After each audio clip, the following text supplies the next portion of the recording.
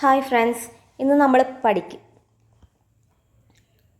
Hi friends, female assistant prison ഓഫീസറിൻ്റെ provisional answer key. താഴെ കൊടുത്തിരിക്കുന്നവയിൽ ചട്ടമ്പി സ്വാമിയുടെ കൃതികളേതെല്ലാം? ആൻസർ സി ആണ്, 2 മാത്രം. 2 പ്രാചീന മലയാളവും ആദിഭാഷയും ചട്ടമ്പി സ്വാമി. ഒന്നാമത്തെ സ്റ്റേറ്റ്മെൻറ്റിൽ ആത്മോപദേശ ശതകം ശ്രീനാരായണ ഗുരുവിൻ്റെയാണ്. ആദിഭാഷ ചട്ടമ്പി സ്വാമി. മൂന്നാമത്തേൽ വേദാധികാര നിരൂപണം ചട്ടമ്പി സ്വാമി. അഖിലത്തിരുട്ട് വൈകുണ്ഠസ്വാമി.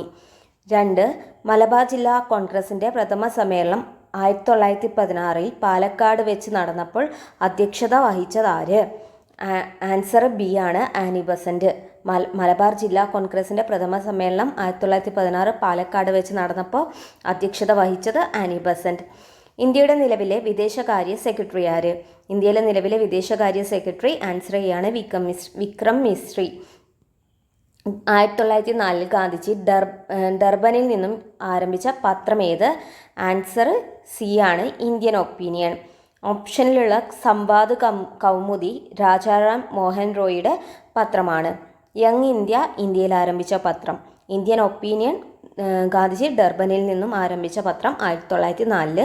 സംവാദ് കൗമുദി രാജാറാം മോഹൻ റോയിയുടെ പത്രം. 5. താഴെ കൊടുത്തിരിക്കുന്ന സംഭവങ്ങളെ അവ നടന്ന വർഷവുമായി ചേരുംപടി ചേർക്കുക. ആൻസർ എ ആണ്, 1B. അതായത് ബോസ്റ്റൺ ടീ പാർട്ടി നടന്ന വർഷം എന്ന് പറയുന്നത് 1773. Boston tea party 1773. 2A American continental കോൺഗ്രസിൻ്റെ സ്വാതന്ത്ര്യ പ്രഖ്യാപനം നടന്നത് 1776. അമേരിക്കൻ കോണ്ടിനെൻ്റൽ കോൺഗ്രസിൻ്റെ സ്വാതന്ത്ര്യ പ്രഖ്യാപനം 1776. 3. പാരീസ് ഉടമ്പടി. ഓപ്ഷൻ സി ആണ്. പാരീസ് ഉടമ്പടിയുടെ വർഷം എന്ന് പറയുന്നത് 1783. പാരീസ് ഉടമ്പടി 1783. ടെന്നീസ് കോർട്ട് പ്രതിജ്ഞ ഡി ആണ്, 1789. അപ്പോൾ ബോസ്റ്റൺ ടീ പാർട്ടി 1773.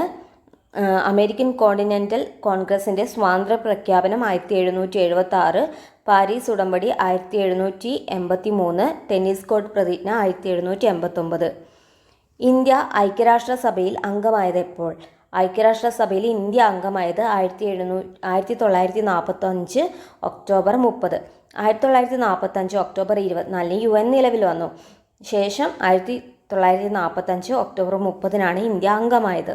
ലോകത്തിലെ ഏറ്റവും ഉയരം കൂടിയ റെയിൽവേ ആർച്ച് ബ്രിഡ്ജ്, റെയിൽവേ കമാനപ്പാലം ഏത് നദിക്ക് മുകളിലാണ്? ആൻസർ ബി ആണ്, ചെനാബ് നദി. കാശ്മീരിലെ റിയാസി ജില്ലയിലാണ് ഇത് സ്ഥിതി ചെയ്യുന്നത്. 8 ഏറ്റവും കൂടുതൽ ജലബാഷ്പം അടങ്ങിയിരിക്കുന്ന അന്തരീക്ഷ മണ്ഡലം എന്ന് പറയുന്നത് ട്രോപ്പോസ്ഫിയർ ആണ്.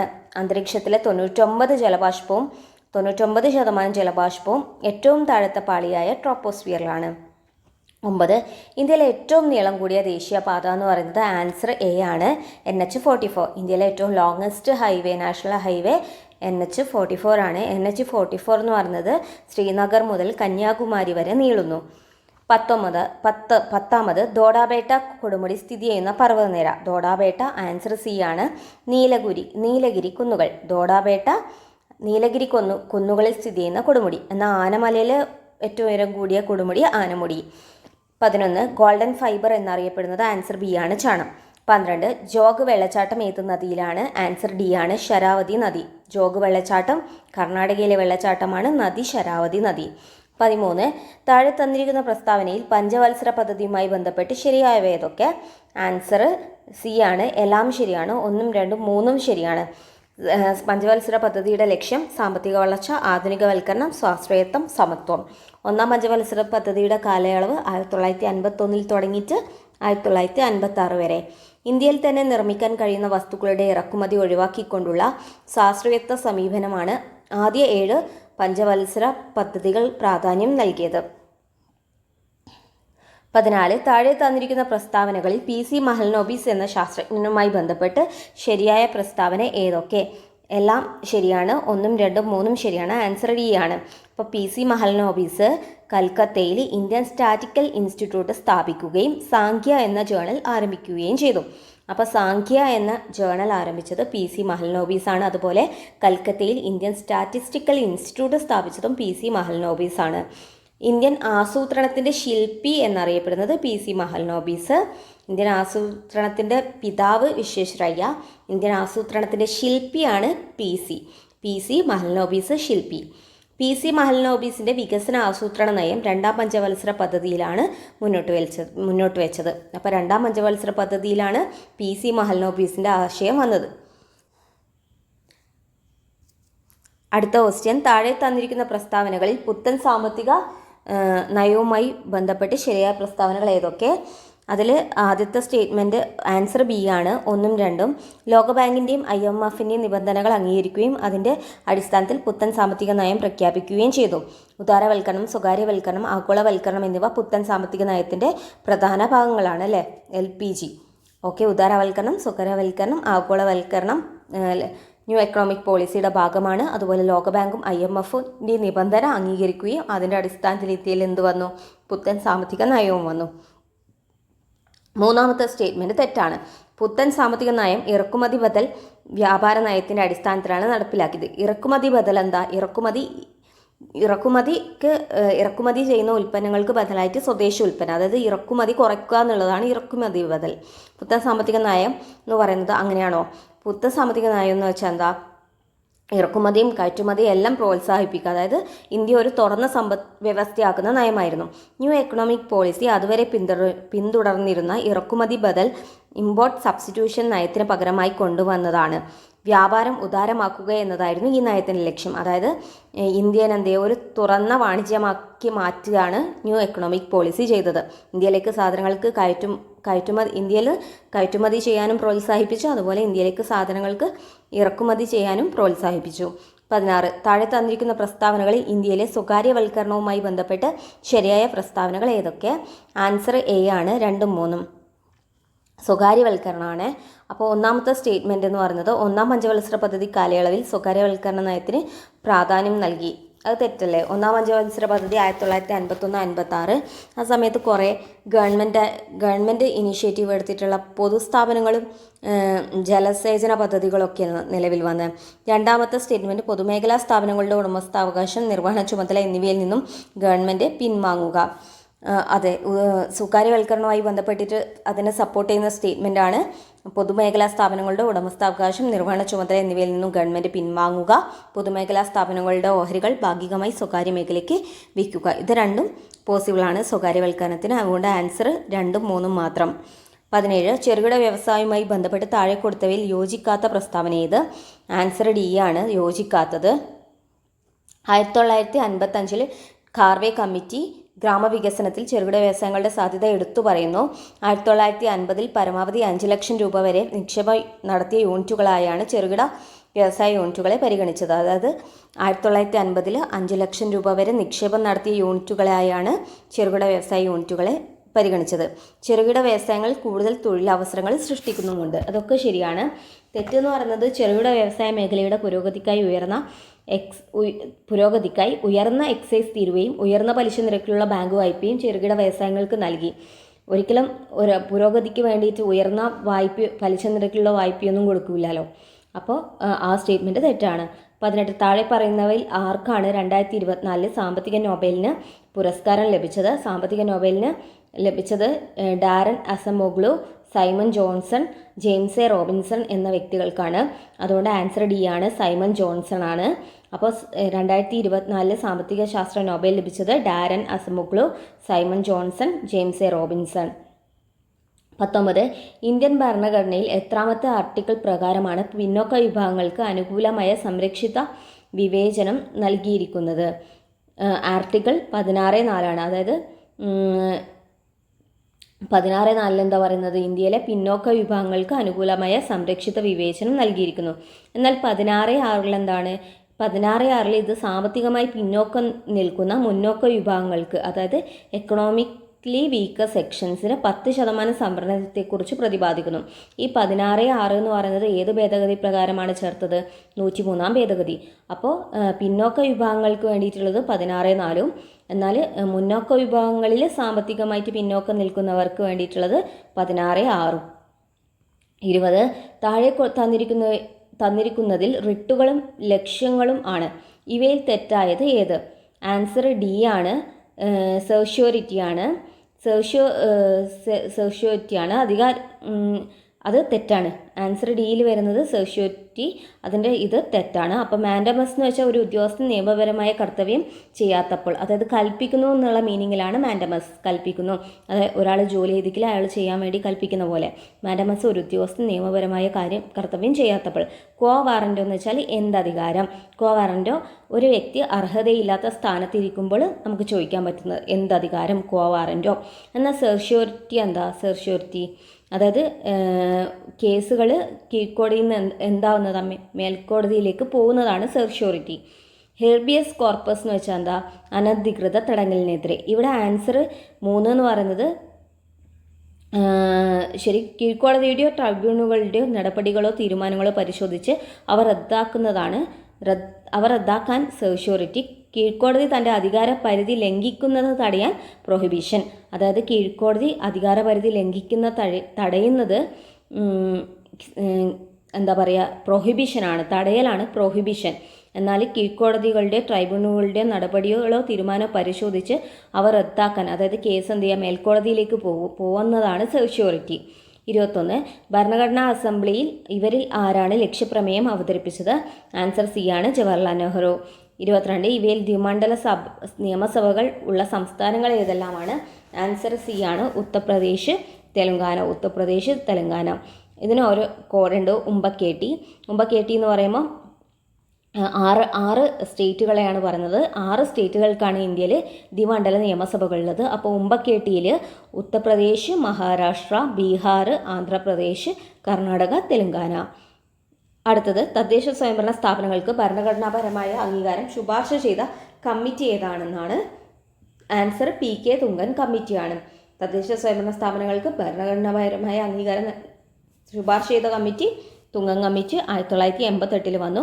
അങ്ങനെ 1992 73-74 ഭേദഗതിയെല്ലാം ഇതിന് കാരണമായി. ജി.വി.കെ. റാവു കമ്മിറ്റി 1985 ആസൂത്രണ കമ്മീഷൻ നിയമിച്ച കമ്മിറ്റി. പഞ്ചായത്തുകളെ വേരുകളില്ലാത്ത പുല്ല് എന്ന് വിശേഷിപ്പിച്ച കമ്മിറ്റിയാണ് ജി.വി.കെ. റാവു. 1985 ഗ്രാസ് വിത്തൗട്ട് റൂട്ട്സ് എന്ന് പഞ്ചായത്തിനെ പറഞ്ഞത് ജി.വി.കെ. റാവു കമ്മിറ്റിയാണ്. ഇനി നമുക്ക് കമ്മിറ്റികളുടെ ഓർഡർ പഠിക്കാൻ വേണ്ടിയിട്ട് നമുക്ക് ബാഗ്സ് എന്ന വാക്ക് ഓർമ്മിക്കാം. ബാഗ്സിൽ first B for Balwant Rai Mehta committee. അത് 1957 വന്നത്. ബൽവന്ത് റായ് മേത്ത, അതാണ് ത്രിതല പഞ്ചായത്ത്. ഇനി അശോക് മേത്ത കമ്മിറ്റി 1977 അത് ദ്വിതല പഞ്ചായത്തിൻ്റെയാണ്, 1977. അപ്പോൾ 57 ബൽവന്ത് റായ് മേത്ത, 77 അശോക് മേത്ത. ഇനി അടുത്ത ബാഗ്സിൽ ജി.വി.കെ. റാവു 1985, എൽ.എം. സിംഗ്വി. ബാഗ്സ് സിംഗ്വി 86 അതിനുശേഷമാണ് തുങ്കം വരുന്നത് 88. ഓക്കെ, ഇവിടെ ദ്വിതലം ത്രിതലം ഇതാക്കാൻ വേണ്ടിയിട്ട് 2 മേത്തമാരാണ് വരുന്നത്. അപ്പോൾ ത്രിതലാണെങ്കിൽ ആ മേത്തേൻ്റെ പേരിൽ 3 വേർഡ്സ് ഉണ്ടാവും. ദ്വിതലാണെങ്കിലോ ആ മേത്തേൻ്റെ പേരിൽ 2 വേർഡ്സ് ഉണ്ടാവും. അപ്പോൾ ബൽവന്ത് റായ് മേത്ത 3 വേർഡ്സ് ഉള്ളതുകൊണ്ട് അത് ത്രിതല പഞ്ചായത്തും, അശോക് മേത്ത 2 വേർഡ്സ് അത് ദ്വിതല പഞ്ചായത്തും. 24 ആർട്ടിക്കിൾ 19 സ്വാതന്ത്ര്യത്തിനുള്ള അവകാശപ്രകാരം എത്ര അവകാശങ്ങളാണ് ഉറപ്പ് നൽകിയിട്ടുള്ളത്? ഇപ്പോൾ നിലവിൽ 6 അവകാശങ്ങളാണ്, അതുകൊണ്ട് ആൻസർ ബി ആണ്. ഭരണഘടന നിലവിൽ വന്ന സമയത്ത് ആർട്ടിക്കിൾ 19 എത്ര ഉണ്ട്? 7 സ്വാതന്ത്ര്യങ്ങൾ ഉണ്ടായിരുന്നു. 1978 44-ാം ഭരണഘടനാ ഭേദഗതിയിലൂടെ റൈറ്റ് ടു പ്രോപ്പർട്ടി, സ്വത്തവകാശത്തിനുള്ള മൗലികാവകാശ പട്ടികയിൽ നിന്നും നീക്കം ചെയ്തു. ഇപ്പോൾ 6 മാത്രമേ ഉള്ളൂ. അപ്പോൾ ആ സ്വത്തവകാശം എന്തായി? അതൊരു നിയമാവകാശമായി. അപ്പോൾ ഇപ്പോൾ 6 വന്ന സമയത്ത് 7. 25 ഒരു ഇന്ത്യൻ പൗരന് എത്ര രീതിയിലാണ് അയാളുടെ പൗരത്വം നഷ്ടപ്പെടുന്നത്? ആൻസർ ബി ആണ്, 3 രീതിയിൽ നഷ്ടപ്പെടും. ഒരാൾ സ്വമേധാ പൗരത്വം ഉപേക്ഷിക്കുകയാണെങ്കിൽ, അതായത് ഇപ്പോൾ വിദേശ രാജ്യത്ത് പോയിട്ട് ഒരാൾ അവിടുത്തെ പൗരത്വം വേണം, അപ്പോൾ അയാൾ എന്ത് ചെയ്യുന്നു? ഇന്ത്യൻ പൗരത്വം ഉപേക്ഷിക്കുന്നു. അതാണ് സ്വമേധാ പൗരത്വം ഉപേക്ഷിക്കൽ. അടുത്ത് എന്ന് പറയുന്നത് പൗരത്വം ഇല്ലാതാക്കലാണ്. അതായത് ഇപ്പോൾ ഒരു വ്യക്തി വിദേശ രാജ്യത്തെ പൗരത്വം സ്വീകരിക്കുകയാണെങ്കിൽ ഇന്ത്യയിൽ ഏക പൗരത്വമാണ് ഇന്ത്യ സപ്പോർട്ട് ചെയ്യുന്നത്. അപ്പോൾ വേറൊരു രാജ്യത്തെ പൗരന് ഇന്ത്യൻ പൗരത്വം ടെർമിനേറ്റ് ആയിപ്പോൾ ഇല്ലാതാകും. ഇനി സർക്കാർ പൗരത്വം പിൻവലിക്കൽ എന്ന് വെച്ചാൽ ഒരാൾ ഭരണഘടനയെ ധിക്കരിക്കുക, അല്ലെ ടെററിസ്റ്റ് അങ്ങനത്തെ ചെയ്യാം. അതൊക്കെ ആകുമ്പോൾ പിന്നെ അല്ലെങ്കിൽ അയാൾ പൗരത്വം നേടിയതാണ്, പക്ഷെ അത് കള്ളത്തരത്തിലൂടെ നേടിയത്. അങ്ങനത്തെ കേസിലാണ് സർക്കാർ എന്ത് ചെയ്യുക, ഡെപ്രിവേഷൻ, സർക്കാർ പൗരത്വം പിൻവലിക്കുക. അങ്ങനെ 3 രീതിയിലാണ് പൗരത്വം നഷ്ടപ്പെടുക. സാമൂഹിക സുരക്ഷയും സാമൂഹിക ഇൻഷുറൻസും താഴെ തന്നിരിക്കുന്നതിൽ ഏത് വിഷയത്തിൽ പെടുന്നു? ആൻസർ സി, സാമൂഹിക സുരക്ഷയും സാമൂഹിക ഇൻഷുറൻസും. കൺകറൻ ലിസ്റ്റ്. 27 ABCD ഇവർ 4 പേരും സുഹൃത്തുക്കളാണ്. ഇതിൽ ഡി മറ്റു 3 പേരോടായി ചോദിച്ചു. ഇന്ത്യയിലെ ഇപ്പോഴത്തെ ദേശീയ മുഖ്യ തിരഞ്ഞെടുപ്പ് കമ്മീഷൻ ആരാണ്? അപ്പോൾ എ പറഞ്ഞു രാജീവ് കുമാർ, ബി പറഞ്ഞു ജ്ഞാനേഷ് കുമാർ, സി പറഞ്ഞു DY ചന്ദ്രചൂഡ് എന്നിങ്ങനെ പറഞ്ഞു. ഇവർ മൂവരും ഡിയോട് ചോദിച്ചു. അപ്പോൾ ഡി എന്ന് പറഞ്ഞു സഞ്ജീവ് ഖന്ന. അപ്പോൾ ഇവരിൽ ആര് പറഞ്ഞതാണ് ശരി? ഇപ്പോഴത്തെ വിവരാവകാശ കമ്മീഷണർ, ദേശീയ മുഖ്യ വിവരാവകാശ കമ്മീഷണർ ഇപ്പോഴത്തെ ദേശീയ മുഖ്യ തെരഞ്ഞെടുപ്പ് കമ്മീഷണർ ജ്ഞാനേഷ് കുമാറാണ്. അപ്പോൾ ആൻസർ ബി ആണ്, ബി പറഞ്ഞത് ശരി. 28 താഴെ പറയുന്നതിൽ ഏതൊക്കെയാണ് ഒരു മുനിസിപ്പൽ കോർപ്പറേഷനിൽ അംഗമാകാൻ വേണ്ടിയിരുന്ന ആവശ്യ യോഗ്യതകൾ? ആൻസർ ബി ആണ്, 1, 3 മാത്രം. ഇന്ത്യൻ പൗരനാവണം. തിരഞ്ഞെടുക്കപ്പെടേണ്ട പ്രദേശത്തെ വോട്ടർ പട്ടികയിൽ പേരുണ്ടാകണം. പിന്നെ തെറ്റ് ഏറ്റവും കുറഞ്ഞ വയസ്സ് 25 വയസ്സ് പൂർത്തിയാവണം എന്നാണ്.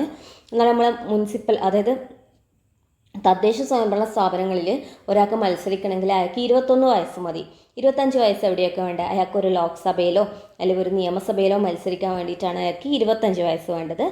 ഇപ്പോൾ അയാൾക്കൊരു മുനിസിപ്പൽ കോർപ്പറേഷനിൽ അംഗമാകാൻ വേണ്ടിയിട്ടാണെങ്കിൽ അതൊരു തദ്ദേശ സ്വയംഭരണ സ്ഥാപനം ആയതുകൊണ്ട് തന്നെ അയാൾക്ക് 21 വയസ്സ് മതി. 29 താഴെ പറയുന്നതിൽ ഏതൊക്കെയാണ് തദ്ദേശ സ്വയംഭരണ ഗവൺമെൻറ്റുകളുമായി ബന്ധപ്പെട്ടിരിക്കുന്നത്? ഇതിൽ ബൽവന്ത് റായ് മേത്ത നമ്മൾ നേരത്തെ പഠിച്ചതാണ്. അശോക് മേത്ത. ബൽവന്ത് റായ് മേത്ത 1957, അശോക് മേത്ത 1977, തുംഗം കമ്മിറ്റി 1988. അപ്പോൾ നമുക്കറിയാത്ത സർക്കാരിയ കമ്മീഷനാണ്. സർക്കാരിയ കമ്മീഷൻ എന്ന് വെച്ചാൽ 2 സർക്കാർ, അതായത് 2 ഗവൺമെൻറ്റ്സ്, സ്റ്റേറ്റ് ഗവൺമെൻറ്റും സെൻട്രൽ ഗവൺമെൻറ്റും, ആ സർക്കാരുകളെ തമ്മിലുള്ള ബന്ധങ്ങളെക്കുറിച്ച് പഠിക്കാൻ വേണ്ടിയിട്ട് നിയോഗിച്ച കമ്മിറ്റിയാണ് സർക്കാരിയ കമ്മീഷൻ. അതുകൊണ്ട് ഇത് പഞ്ചായത്ത് രാജുമായിട്ട് ബന്ധപ്പെട്ടിരിക്കുന്നില്ല. അതുകൊണ്ട് ആൻസർ ബി ആണ്, 1, 2, 3. 30 2008 തണ്ണീർത്തട സംരക്ഷണ നിയമത്തിലെ പ്രധാന വ്യവസ്ഥകൾ ഏതൊക്കെ? എല്ലാം വ്യവസ്ഥകളാണ്. 2008 തണ്ണീർത്തട നിയമത്തിലെ നെൽവയലുകൾ നികത്തുന്നത് തടയുന്നു, തണ്ണീർത്തടങ്ങളുടെ ഉപയോഗത്തെ നിയന്ത്രിക്കുന്നു, നിയമത്തിലെ വ്യവസ്ഥകൾ അനുസരിക്കാത്തവർക്കെതിരെ നിയമ നടപടി സ്വീകരിക്കുന്നു. അപ്പോൾ നിയമ നടപടിയും ആർക്ക് സ്വീകരിക്കാം? തണ്ണീർത്തട സംരക്ഷണ നിയമപ്രകാരം സ്വീകരിക്കാം. 31 രാഷ്ട്രീയ വയോശ്രീ യോജന താഴെ പറയുന്നവയിൽ ഏതുമായി ബന്ധപ്പെട്ടിരിക്കുന്നു? ആൻസർ ബി ആണ്, 2 മാത്രം. വാർദ്ധക്യ സഹജമായ വൈകല്യങ്ങൾ അനുഭവിക്കുന്ന മുതിർന്ന പൗരന്മാർക്ക് സഹായകമായ ജീവിത ഉപകരണം നൽകുന്നത് സംബന്ധിച്ച്. ഇതൊരു പെൻഷൻ സ്കീമല്ല. രാഷ്ട്രീയ വയോശ്രീ യോജന എന്ന് പറയുന്നത് പെൻഷൻ സ്കീമല്ല. വാർദ്ധക്യ സഹജമായ വൈകല്യം അനുഭവിക്കുന്ന മുതിർന്ന പൗരന്മാർക്ക് സഹായകരമായ ജീവിത ഉപകരണം നൽകുന്നത് സംബന്ധിച്ച്. BPL വിഭാഗത്തിൽപ്പെട്ട മുതിർന്ന പൗരന്മാർക്ക് കേൾവി സഹായികൾ, വീൽ ചെയറുകൾ, കൃത്രിമ പല്ലുകൾ തുടങ്ങിയ ഉപകരണം സൗജന്യമായി നൽകുന്ന കേന്ദ്ര സർക്കാരിൻ്റെ പദ്ധതിയാണ് എന്ത്? രാഷ്ട്രീയ വയോശ്രീ യോജന. അതായത് BPL വയോജനങ്ങൾക്ക് എന്തൊക്കെ കൊടുക്കുന്നു? വീൽ ചെയർ, കൃത്രിമ പല്ല്, കേൾവി സഹായി, ഇതൊക്കെ കൊടുക്കുന്ന പദ്ധതിയാണ് രാഷ്ട്രീയ വയോശ്രീ യോജന. 32 മനുഷ്യശരീരത്തിലെ ഏത് അവയവമാണ് പേസ് മേക്കർ? ആൻസർ എ ആണ്, സൈനോഏട്രിയൽ നോഡ്. 33 സൂര്യപ്രകാശത്തിൽ നിന്നും ശരീരത്തിൽ സ്വയം നിർമ്മിക്കപ്പെടുന്ന ജീവകം ഏതാണ്? ആൻസർ സി ആണ്, വിറ്റാമിൻ ഡി. ഡി ആണ് നമുക്കെന്ത്? സൺഷൈൻ വിറ്റാമിൻ എന്നൊക്കെ അറിയപ്പെടുന്ന വിറ്റാമിൻ ഡി ആണ് സൂര്യപ്രകാശത്തിൽ നിന്നും ശരീരത്തിൽ സ്വയം നിർമ്മിക്കപ്പെടുന്ന ജീവകം. 34 പ്രകൃതിയിലെ സൂക്ഷ്മാണുക്കൾ ജൈവവസ്തുക്കളെ വിഘടിപ്പിച്ച് മണ്ണിൽ ലയിക്കുന്ന പോഷകങ്ങൾ രൂപപ്പെടുത്തുന്ന പ്രക്രിയക്ക് പറയുന്ന പേര്? അതാണ് ആൻസർ ബി ആണ്, വിഘടനം, ഡീകമ്പോസിഷൻ. അതായത് പ്രകൃതിയിലെ മൈക്രോ ഓർഗാനിസം എന്ത് ചെയ്യുന്നു? ജൈവവസ്തു വിഘടിപ്പിച്ച് മണ്ണിൽ ലയിക്കുന്ന പോഷകം രൂപപ്പെടുത്തുന്ന പ്രക്രിയക്ക് പറയുന്നതാണ് വിഘടനം. ഇനി 35 dots directly observed treatment short course എന്ന ചികിത്സാ രീതി. ഡോട്ട്സ് ഏതുമായിട്ട് ബന്ധപ്പെട്ടിരിക്കുന്നു? ക്ഷയവുമായി ബന്ധപ്പെട്ടിരിക്കുന്നു. ഡോട്ട്സ് ട്യൂബർകുലോസിസ് ക്ഷയവുമായി ബന്ധപ്പെട്ടിരിക്കുന്നു. എന്നാൽ എയ്ഡ്സിൻ്റെ ചികിത്സാ രീതിയാണ് ആർട്ട് ആൻറ്റി റിട്രോവിയൽ തെറാപ്പി. 36 കേരളത്തിൽ 30 വയസ്സിന് മുകളിലുള്ള ജീവിതശൈലി രോഗങ്ങൾ സ്ക്രീൻ ചെയ്യുന്നതിനായി ആശാപ്രവർത്തകർ ഉപയോഗിക്കുന്ന ആപ്ലിക്കേഷൻ ഏതാണ്? ആൻസർ സി ആണ്, ശൈലി ആപ്പ്. ശൈലി ആപ്പ് എന്തിനാണ് ഉപയോഗിക്കുന്നത്? കേരളത്തിലെ 30 വയസ്സിന് മുകളിലുള്ളവരുടെ ജീവിതശൈലി രോഗം സ്ക്രീൻ ചെയ്യാൻ വേണ്ടിയിട്ട് ആശാപ്രവർത്തകർ ഉപയോഗിക്കുന്നതാണ് ശൈലി ആപ്പ്. 37 ഒരു വ്യക്തിയുടെ രോഗപ്രതിരോധ ശേഷിയെ നേരിട്ട് തകർക്കുകയും സെൽ മീഡിയേറ്റഡ് ഇമ്മ്യൂണിറ്റിയെ ബാധിക്കുകയും ചെയ്യുന്ന വൈറസ് ഏതാണ്? ആൻസർ ബി ആണ് HIV. HIV വൈറസ് എങ്ങനെയാണ് ഒരു വ്യക്തിയുടെ രോഗപ്രതിരോധ ശേഷിയെ, ഇമ്മ്യൂൺ സിസ്റ്റത്തിനെ നേരിട്ട് തകർക്കും. സെൽ മീഡിയേറ്റഡ് ഇമ്മ്യൂണിറ്റിയെ ബാധിക്കുകയും ചെയ്യുന്ന വൈറസ് ശരീരത്തിലെ പ്രതിരോധ കോശങ്ങളെ അതായത് T ലിംഫോസൈറ്റുകളെ നശിപ്പിക്കുന്നത് വഴി പ്രതിരോധ ശേഷി പൂർണ്ണമായും ഇല്ലാതാക്കുന്നു. 38 പ്രവർത്തനവും പ്രതിപ്രവർത്തനവും തമ്മിലുള്ള ബന്ധം. ആൻസർ ബി ആണ്, രണ്ടും എതിർദിശയിലാണ് അല്ലേ. അപ്പോൾ പ്രവർത്തനം പ്രതിപ്രവർത്തനം ന്യൂട്ടൻ്റെ തേർഡ് ലോയിലുള്ളതാണ്, രണ്ടും എതിർദിശയിലാണ്. 39 ഫോട്ടോ ഇലക്ട്രിക് എഫക്റ്റിൽ പ്രകാശത്തിൻ്റെ തീവ്രത വർദ്ധിക്കുമ്പോൾ, അപ്പോൾ പ്രകാശത്തിൻ്റെ തീവ്രത വർദ്ധിക്കുമ്പോൾ എന്ത് ചെയ്യും? ഉത്സർജിക്കപ്പെടുന്ന ഇലക്ട്രോണുകളുടെ എണ്ണം കൂടും. ഒരു ലോഹോപരിതലത്തിൽ പതിക്കുന്ന പ്രകാശത്തിൻ്റെ തീവ്രത വർദ്ധിക്കുമ്പോൾ അവിടെ നിന്ന് പുറന്തള്ളപ്പെടുന്ന ഫോട്ടോ ഇലക്ട്രോണുകളുടെ എണ്ണം വർദ്ധിക്കും. എന്നാൽ എന്ത് ചെയ്യുന്നില്ല? തീവ്രത വർദ്ധിക്കുന്നത് ഇലക്ട്രോണുകളുടെ ഗതികോർജ്ജത്തിനെ ബാധിക്കുന്നില്ല. അപ്പോൾ തീവ്രത വർദ്ധിക്കുമ്പോൾ ഇലക്ട്രോണുകളുടെ എണ്ണം മാത്രമേ കൂടുന്നുള്ളൂ. ആൻസർ ബി ആണ്. 40 ഭൂമിയുടെ ഉപരിതലത്തിൽ നിശ്ചലാവസ്ഥയിൽ ഇരിക്കുന്ന 10 കിലോഗ്രാം പിണ്ഡം, അതായത് മാസുള്ള ഒരു വസ്തുവിൻ്റെ ഭാരം എത്രയാണ്? അപ്പോൾ നമുക്കറിയാം അല്ലേ, മാസിൻ്റെ നമുക്ക് വെയിറ്റ് കാണാൻ പറ്റും. കാരണം എന്താ? Acceleration due to gravity G നമുക്കറിയാം 9.8 ആണ്. അത് നമുക്ക് 10 മീറ്റർ/സെക്കൻഡ് ആയിട്ട് എടുക്കാം. അങ്ങനെയാണെങ്കിൽ ഒരാളുടെ വെയിറ്റ് കാണാൻ നമുക്ക് മാസിനെ എങ്ങനെ കാണാൻ പറ്റും? M×G, എമ്മും ജിയും മൾട്ടിപ്ലൈ ചെയ്ത് കഴിഞ്ഞാൽ നമുക്ക് വെയിറ്റ് കിട്ടും. W=mg. അപ്പോൾ ഇവിടെ നമുക്ക് M തന്നിട്ടുണ്ട് 10 കിലോഗ്രാം, ജിയുടെ വാല്യൂ കോൺസ്റ്റൻ്റ് ആണ്, അത് നമുക്ക് 10 മീറ്റർ/സെക്കൻഡ് എന്നുണ്ട്. അപ്പോൾ W=10 കിലോഗ്രാം ഇൻറ്റു 10 മീറ്റർ/സെക്കൻഡ്. അപ്പോൾ നമുക്ക് എന്ത് കിട്ടും? 100 ന്യൂട്ടൺ കിട്ടും. 41 2025 John Clarke, Michael Devoret, John Martinis എന്നിവർ നേടിയത് ഏത് പുരസ്കാരമാണ്? ആൻസർ ഡി ആണ്, നോബൽ സമ്മാനം ഭൗതികശാസ്ത്രത്തിന്. അപ്പോൾ 2025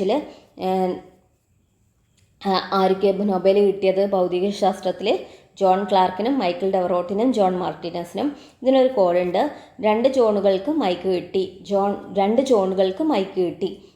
കിട്ടി. അതിൽ 2 ജോൺ എന്ന് പറയുന്നത് ജോൺ ക്ലാർക്കും ജോൺ മാർട്ടിനസും, മൈക്കിൾ ഡെവറോട്ട് കിട്ടി ക്വാണ്ടം കമ്പ്യൂട്ടിംഗ്. അപ്പോൾ ഫിസിക്സാന്നുള്ളത് നമുക്ക് കിട്ടും. 42 ഹൈഡ്രജൻ ആറ്റത്തിൻ്റെ ഐസോട്ടോപ്പുകളിൽ ഭൂമിയിൽ വളരെ കുറഞ്ഞ അളവിൽ കാണപ്പെടുന്നത് ട്രീഷ്യം. Answer C, tritium. 43 താപനില സ്ഥിരമായിരിക്കുമ്പോൾ ഒരു നിശ്ചിത അളവ് വാതകത്തിൻ്റെ മർദ്ദം വ്യാപ്തത്തിന് വിപരീത അനുപാതത്തിലായിരിക്കും. ഈ പ്രസ്താവന ഏത് വാതക നിയമവുമായി ബന്ധപ്പെട്ടിരിക്കുന്നു? ആൻസർ എ ആണ്, ബോയിൽ നിയമം. ബോയിൽ നിയമം എന്ന് പറയുമ്പോൾ നമുക്ക് പെട്ടെന്ന് വേണ്ടത് നമ്മുടെ വെള്ളം ബോയിലാവുന്ന ഒരിതാണ്. അത് വെള്ളം ബോയിലാവുമ്പോൾ മേലോട്ടെത്തുന്ന കുമിള എന്താവും? താഴെ നിന്ന് ചെറുതായിട്ട് വന്നിട്ട് മേലോട്ടെത്തുമ്പോൾ വലുതായി വരും അല്ലേ കുമിള. അതായത് താപനില സ്ഥിരമായിരിക്കുമ്പോൾ ഒരു നിശ്ചിത അളവ് വാതകത്തിൻ്റെ മർദ്ദം വ്യാപ്തത്തിന് വിപരീത അനുപാതത്തിലായിരിക്കും. അപ്പോൾ ബോയിൽ നിയമമാണ്. വ്യാപ്തവും മർദ്ദവും തമ്മിലുള്ള ബന്ധമാണ് ബോയിൽ നിയമം പറയുന്നത്. അതായത് മർദ്ദം കൂടുമ്പോൾ എന്ത് ചെയ്യുന്നുണ്ട്? വ്യാപ്തം കുറയും. മർദ്ദം കുറയുമ്പോൾ വ്യാപ്തം കൂടും. അപ്പോൾ നമ്മുടെ കുമിള ഒരു പാത്രത്തിൽ നിന്ന് മേലോട്ടേക്ക് വരിക. അപ്പോൾ ഏറ്റവും താഴെയുള്ള വസ്തുവിന് ഒരു ബീക്കറിൽ വെള്ളം വെച്ചിട്ടുണ്ടെങ്കിൽ ഏറ്റവും താഴെയുള്ള വസ്തുവിന് അനുഭവപ്പെടുന്ന മർദ്ദവും കുറച്ചും കൂടി മേലോട്ടുള്ള വസ്തുവിന് അനുഭവപ്പെടുന്ന മർദ്ദവും തമ്മിലുള്ള വ്യത്യാസം എന്തായിരിക്കും? മേലെ അനുഭവപ്പെടുന്ന വസ്തുവിനായിരിക്കില്ലേ മർദ്ദം കുറവ്. അപ്പോൾ മർദ്ദം കുറവായതുകൊണ്ട് തന്നെ ആ കുമിളക്ക് മർദ്ദം കുറയാകുമ്പോൾ കുമിളേൻ്റെ വ്യാപ്തം കൂടും, അതായത് കുമിളേൻ്റെ വലുപ്പം കൂടും. ആ രീതിയിൽ നമുക്ക് ബോയിൽ നിയമം ആലോചിച്ച് വെക്കാം. അതാണ് ബോയിൽ നിയമം. ഇനി ചാൾസ് നിയമം എന്താ? ടെമ്പറേച്ചറും വോളിയവും തമ്മിലല്ലേ ബന്ധപ്പെട്ടിരിക്കുന്നത്. അതായത് ചാൾസ് നിയമം നമുക്ക് വെയിലത്ത് വെച്ച ബലൂൺ ഓർക്കണം. അപ്പോൾ ടെമ്പറേച്ചർ കൂടുമ്പോൾ എന്ത് ചെയ്യും? വോളിയം കൂടും. അവഗാഡ്രോ നിയമം, ഗേൽ-ലുസാക്ക് നിയമം. 44 ചുവടെ കൊടുത്തിരിക്കുന്ന ലവണങ്ങളിൽ ഏതിൻ്റെ ലവണ ലായനിയുടെ pH മൂല്യമാണ് 7-നേക്കാൾ കുറവ്? 7 എന്ന് വെച്ചാൽ നിർവീര്യമാണ്, അതായത് ആസിഡും അല്ല ബേസും അല്ല. അപ്പോൾ 7-നേക്കാൾ കുറവെന്ന് പറയുന്നത് അത് ആസിഡ് ആയിരിക്കും. അപ്പോൾ ഇവിടെ ആൻസർ ബി ആണ്, NH4Cl, ammonium chloride. Ammonium chloride എന്ന് പറയുന്നത് ശരിക്കും ഒരു ആസിഡിക് സാൾട്ടാണ്. അതുകൊണ്ട് 7-നേക്കാൾ കുറവുള്ള pH NH4Cl. 45 2025 രസാന്തര നൊബേൽ സമ്മാനം ഏതിൻ്റെ കണ്ടുപിടുത്തത്തിനാണ് നൽകപ്പെട്ടത്? ആൻസർ സി ആണ്, മെറ്റൽ ഓർഗാനിക് ഫ്രെയിം വർക്ക്. അപ്പോൾ 2025 കെമിസ്ട്രി നൊബേൽ കൊടുത്തത് മെറ്റൽ ഓർഗാനിക് ഫ്രെയിം വർക്കിനാണ്. 46 വിദ്യ കൊണ്ടറിയേണ്ടതറിയാതെ വിദ്വാനെന്നു നടിക്കുന്നിതു ചിലർ. കുങ്കുമത്തിൻ്റെ ഗന്ധമറിയാതെ കുങ്കുമം ചുമക്കും പോലെ ഗർദഭം. ഈ വരികൾ ആരുടേതാണ്? ഇത് ജ്ഞാനപ്പാനയിലുള്ള വരികളാണ്. എഴുതിയത് പൂന്താനമാണ്. അപ്പോൾ ആൻസർ സി, പൂന്താനം നമ്പൂതിരിയാണ്. ഇവിടെ വിദ്യ കൊണ്ടറിയേണ്ടതറിയാതെ വിദ്വാൻ എന്ന് നടിക്കുന്നിത് ചിലർ. കുങ്കുമത്തിൻ്റെ ഗന്ധമറിയാതെ കുങ്കുമം ചുമക്കും പോലെ ഗർദഭം. ഗർദഭം എന്ന് വെച്ചാൽ കഴുതയാണ്, കഴുത. ഗർദഭം, കഴുത. 47 കേരളത്തിലെ മികച്ച കായിക താരത്തിനുള്ള 37ാമത് ജിമ്മി ജോർജ് ഫൗണ്ടേഷൻ പുരസ്കാരത്തിന് അർഹനായ അർജുന അവാർഡ് ജേതാവ് കൂടിയായ കായിക താരം അത് എൽദോസ് പോളാണ്. ആൻസർ ഡി ആണ്. എൽദോസ് പോൾ ട്രിപ്പിൾ ജംപ് താരമാണ്. അതുപോലെ തന്നെ കോമൺവെൽത്ത് ഗെയിംസിൽ സ്വർണ്ണ മെഡൽ നേടിയ ആദ്യ മലയാളി അത്ലറ്റ് കൂടിയാണ് എൽദോസ് പോള്. അപ്പോൾ 37ാമത് Jimmy George foundation award, Arjuna award ജേതാവ്, കോമൺവെൽത്ത് ഗെയിംസിൽ സ്വർണ്ണ മെഡൽ നേടിയ ആദ്യ മലയാളി അത്ലറ്റും. 48 കേരള ഫോക്ലോർ അക്കാദമിയുടെ ആസ്ഥാനം ആൻസർ ചെയ്യാണ് ചിറക്കൽ, കണ്ണൂർ. ചെറുതുരുത്തിയിലുള്ളത് കലാമണ്ഡലമാണ്. തിരൂരിലുള്ളത് തുഞ്ചൻ സ്മാരകവും. 49 തപ്പുകൊട്ടി മേളമൊരുക്കി താളവടിവിൽ താവിടി തുള്ളി പുലവൃത്തമാടി ഭാഷണങ്ങളിലൂടെ പൊട്ടിച്ചിരി വിടർത്തി അടവി തുള്ളി കോലം തുള്ളലിലേക്ക്. കവുങ്ങിൻ പാളയിലാണ് കോലങ്ങൾ. ഏത് അനുഷ്ഠാന രൂപത്തെക്കുറിച്ചുള്ളതാണ് ഈ വിവരം? അതായത് കോലങ്ങൾ കവുങ്ങിൻ പാളയിൽ കെട്ടുന്നത് പടയണിയാണ്. Answer B, Padayani. കവുങ്ങിൻ പാളയിൽ പടയണി. 50 മലയാളത്തിലെ പ്രശസ്തരായ ചില ആട്ടക്കഥാ കൃത്തുക്കളെയും അവരുടെ ആട്ടക്കഥകളെയും ചൂടെ കൊടുത്തിരിക്കുന്ന ഇവയിൽ ഏതാണ് ശരിയായത്? ആൻസർ സി ആണ്. 3ഉം 4ഉമാണ് ശരി. 3 കോട്ടയത്ത് തമ്പുരാൻ കല്യാണ സൗഗന്ധികം. കോട്ടയത്ത് തമ്പുരാൻ്റെ ആട്ടക്കഥയാണ് കല്യാണ സൗഗന്ധികം. അതുപോലെ തന്നെ ഭഗവതം, കിർമീരവധം തുടങ്ങിയവയും കോട്ടയത്ത് തമ്പുരാൻ്റെ കൃതികളാണ്. കോട്ടയത്ത് തമ്പുരാൻ്റെ കല്യാണ സൗഗന്ധികവും ഭഗവതവും കിർമീരവധവും. ഉണ്ണായി വാര്യർ നളചരിതം ആട്ടക്കഥയുണ്ട്. നളചരിതം ആട്ടക്കഥ ഉണ്ണായി വാര്യരുടെ നളചരിതം ആട്ടക്കഥയുണ്ട്. അതുപോലെ കഥകളി സാഹിത്യത്തിലെ ഏറ്റവും മികച്ച കൃതിയായി നളചരിതം കണക്കാക്കപ്പെടുന്നു. ഇനി ഇരയിമ്മൻ തമ്പിയുടെ ആട്ടക്കഥയാണ് അല്ലെങ്കിൽ കൃതിയാണ് ഉത്തരാ സ്വയംവരം. അതുപോലെ അശ്വതി തിരുനാളിൻ്റെതാണ് അംബരീഷ ചരിത്രം. അശ്വതി തിരുനാളും ഇരയിമ്മൻ തമ്പിയുടേത് ഉത്തരാ സ്വയംവരവും. 51 ലഘൂകരിക്കാനാണ്. ആൻസർ സി ആണ്. 52 ആൻസർ എ ആണ്. 53 ആൻസർ ഡി ആണ്. 54 ആൻസർ സി ആണ്. 55 ബി ആണ്. 56 ഡി ആണ്. 57 എ ആണ്. 58 ബി ആണ്. 59 എ ആണ്. 60 ഡി ആണ്. 61 ഇംഗ്ലീഷായി. അപ്പോൾ choose the appropriate meaning of the idiom blue blood. Blue blood എന്ന് വെച്ചാൽ ഉന്നത കുലത്തിൽ അല്ലെങ്കിൽ പ്രഭു കുടുംബത്തിൽ ജനിച്ച വ്യക്തിനെയാണ് നമ്മൾ ബ്ലൂ ബ്ലഡ് എന്ന് പറയുന്നത്. അപ്പോൾ അത് ഉത്തരം ആൻസർ സി ആണ്. അരിസ്റ്റോക്രാറ്റ് ആണ്. ഇനി 62 if I had known you were in hospital I dash you. അപ്പോൾ ഇവിടെ എന്ന് പറയുന്നത് തേർഡ് കണ്ടീഷണൽ ക്ലോസ് ആണ്. അപ്പോൾ ഇവിടെ ഈഫിൻ്റെ കൂടെ ഐ പ്ലസ് ഹാഡ് നോൺ ആണ് വന്നത്. ഹാഡ് നോൺ വന്നാൽ ഹാഡ് പ്ലസ് പാസ്റ്റ് പാർട്ടിസിപ്പിൾ വന്നാൽ അപ്പുറത്തെ ഭാഗത്ത് എന്ത് വരണം? Would plus have plus past participle വേണം. അതായത് ഈഫിൻ്റെ ഭാഗത്ത് ഹാഡ് പ്ലസ് പാസ്റ്റ് പാർട്ടിസിപ്പിൾ വന്നാൽ ഇപ്പുറത്തെ സൈഡിൽ എന്ത് വേണം? Would plus have plus past participle. അപ്പോൾ would plus have plus past participle ഫോമാറ്റിൽ വരുന്നത് ഓപ്ഷൻ സി ആണ്, വുഡ് ഹാവ് വിസിറ്റഡ്. അപ്പോൾ answer option C. 63 find out the correct answer. This is an achievement dash I am proud. അപ്പോൾ ഇവിടെ of I am proud ആണ് answer. Of which I am proud ആണ്.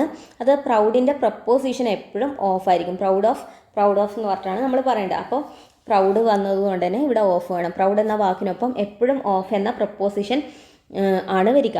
Proud of something. അതിനാൽ ഇവിടെ of which എന്നത് കൃത്യമാണ്. 64 report the following sentence. Don't touch me he said to her. ഇവിടെ don't touch me എന്ന് പറയുന്നത് ഒരു ഇമ്പറേറ്റീവ് വാക്യമാണ്. അപ്പോൾ ഇവിടെ നെഗറ്റീവായിട്ടുള്ളൊരു ഇമ്പറേറ്റീവ് വാക്യമായതുകൊണ്ട് തന്നെ അതിൻ്റെ റിപ്പോർട്ട് ചെയ്യുമ്പോൾ നോട്ട് ടു ഉപയോഗിക്കണം. അപ്പോൾ ഇവിടെ നോട്ട് ടു ഉപയോഗിച്ചത് ഏതാളൂ? സി ആണ്. അപ്പോൾ don't touch me he said to her. അപ്പോൾ ഇവിടെ he told her not to touch him. 65 the thunder gradually dash and its rumbling is heard far away beyond the village. Answer B ആണ് abates. അബേറ്റ്സ് എന്ന് വെച്ചാൽ കുറച്ച് കുറച്ച് കൊണ്ടുവരിക എന്നുള്ളതാണ്, അല്ലെങ്കിൽ ശാന്തമാക്കി കൊണ്ടുവരിക. അപ്പോൾ the thunder gradually abates and its rumbling is heard far away from the village. 68. Identify the antonym of the underline word. The company made an enormous profit last year. Enormous എന്ന് വെച്ചാൽ വളരെ വലിയതെന്നുള്ള മീനിങ്ങാണ്. അപ്പോൾ അതിൻ്റെ ഓപ്പോസിറ്റ് എന്ന് പറയുന്നത് വളരെ ചെറുതായിരിക്കും. അപ്പോൾ ആൻസർ ഡി ആണ്. ഡിമിനുറ്റീവ്. ഡിമിനുറ്റീവ് എന്ന് വെച്ചാൽ വളരെ ചെറുത്, എനോർമസ് വളരെ വലുത്, ഡിമിനുറ്റീവ് വളരെ ചെറുത്. 67. Identify the affirmative sentence.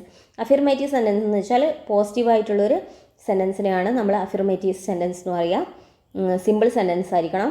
Simple എന്ന് വെച്ചാൽ അഫിർമേറ്റീവ് സെൻറ്റൻസ് എന്ന് പറയുന്നത് പോസിറ്റീവ് ആയിരിക്കണം. അപ്പോൾ ഇവിടെ എന്ന് വെച്ചാൽ there is hardly anything good in A fridge.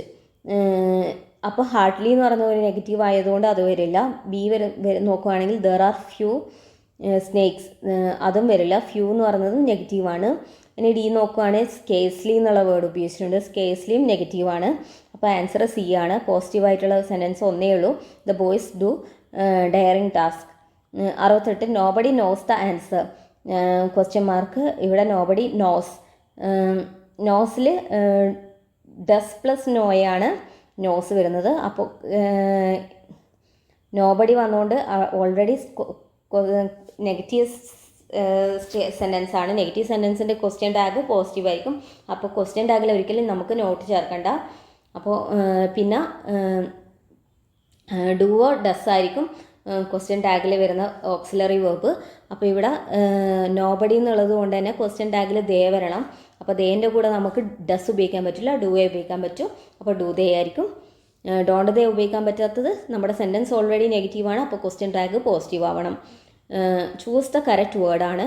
Answer B ആണ്. സൈമിൾട്ടേനിയസിൻ്റെ spelling SIMULTANEOUS. 70. A person who studies stars and the universe. അയാളെ നമുക്ക് എന്ത് പറയാം? ആസ്ട്രോണമർ. 71. ശരിയായ പദം ഏത്? വൃഷ്ടി. വൃഷ്ടി എന്ന് വെച്ചാൽ മഴയാണ്. ശരിയായ പദം 71 ഡി ആണ്. വൃഷ്ടി പ്രദേശം, മഴനിഴൽ പ്രദേശം. ഇനി 72. സമൃദ്ധം. സമൃദ്ധം എന്ന് വെച്ചാൽ ആവരണം ചെയ്യപ്പെട്ട. അതിൻ്റെ വിപരീതം എന്തായിരിക്കും? തുറക്കപ്പെട്ട. അതാണ് വിവൃതം. വിവൃതം എന്ന് വെച്ചാൽ തുറന്നത്. 73. താഴെ പറയുന്നതിൽ തെറ്റായ സ്ത്രീലിംഗ പുല്ലിംഗ ജോഡിയേത്? ലേഖകൻ ലേഖികയാണ്, അത് തെറ്റാണ്. വിദ്വാൻ വിദുഷി, പത്നി പതി, മകൻ മകൾ. 74. ഒഴിച്ചുകൂടാനാകാത്തത് എന്നതിൻ്റെ ഒറ്റപ്പദം. ആൻസർ സി ആണ്. അത്യന്താപേക്ഷിതം. 75. ചേർത്തെഴുതുക. അ പ്ലസ് ആൾ അയാളാണ്. ആ പ്ലസ് അള്ളാണെങ്കിൽ അവളായിരിക്കും. ആ പ്ലസ് അന്നാണെങ്കിൽ അവൻ. എന്നാൽ ആ പ്ലസ് ആളാണെങ്കിൽ അയാളായി. 76. താഴെ പറയുന്നതിൽ അലിംഗ ബഹുവചനം അല്ലാത്തതേത്? അലിംഗ ബഹുവചനം അല്ലാത്തതാണ്. അലിംഗ ബഹുവചനം എന്ന് വെച്ചാൽ എന്താ? നമുക്ക് തന്ന ബഹുവചനത്തിന് സ്ത്രീ ഏതാ പുരുഷൻ സ്ത്രീ, നമുക്ക് അത് ആ ബഹുവചനം കേട്ടാൽ ഇത് സ്ത്രീകളെ കുറിച്ചോ അല്ലെ പുരുഷനെ കുറിച്ചാണ് പറയുന്നത് നമുക്ക് മനസ്സിലാക്കാൻ പറ്റില്ല.